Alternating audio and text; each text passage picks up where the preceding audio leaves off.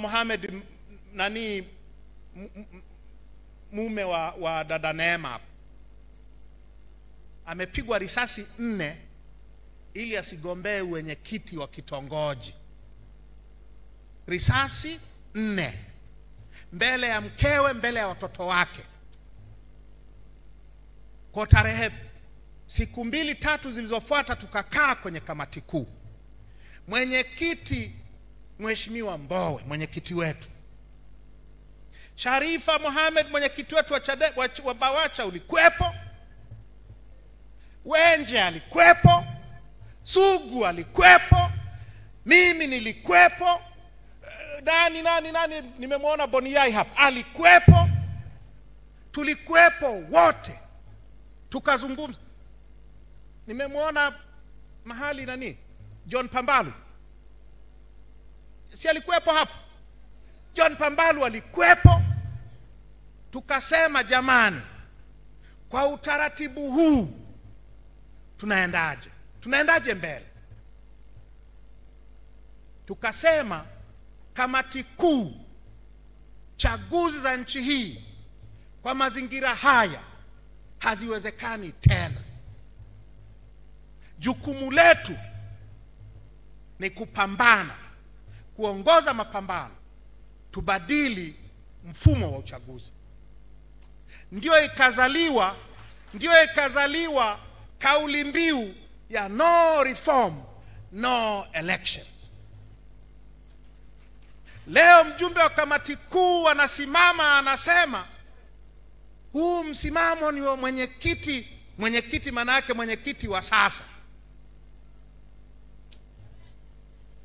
Leo mjumbe wa kamati kuu anasimama na kusema mwenyekiti anazungumza huu ni udikteta uchwara. Tumetoka kwenye kamati kuu ya mwenyekiti Mbowe, tukaenda kwenye baraza kuu tarehe 20 Januari. Baraza kuu likaitikia. Tukatoka kwenye baraza kuu tukaenda kwenye mkutano mkuu wa chama tarehe 21. Mwenyekiti wa mkutano mkuu, mwenyekiti wa chama Freeman Aikaeli Mbowe, kamati kuu mkutano mkuu wa chama taifa ukasema no reform, no election. Mimi nikachaguliwa kesho yake. Unakuaje ni msimamo wa Tundu Lissu? Unakuaje ni udikteta uchwara? Mwenyekiti akisimama na kusema jamani, tuna maagizo ya mkutano mkuu wa taifa kwenda kuongoza vita ya kubadilisha mfumo wa uchaguzi wa nchi hii.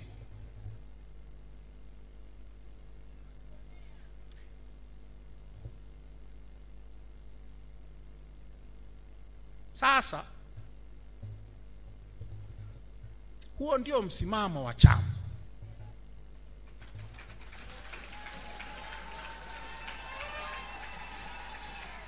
Na huo ni msimamo sahihi wa chama hiki. Huo ni msimamo sahihi wa chama hiki. Kama ni ushahidi, tunahitaji ushahidi wa aina gani kwamba chaguzi sasa haziwezekani? Kwamba sasa tukienda kwenye chaguzi tunaenda kutoa watoto wetu na kaka zetu na ndugu zetu, tunaenda kuwatoa kafara.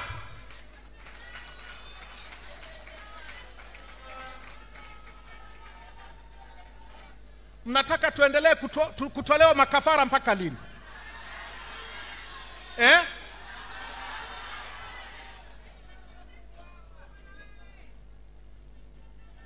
Kama ni sawasawa twende kwenye uchaguzi, maana yake ni sawasawa yaliyomtokea marehemu George Juma Mohamed Manyoni.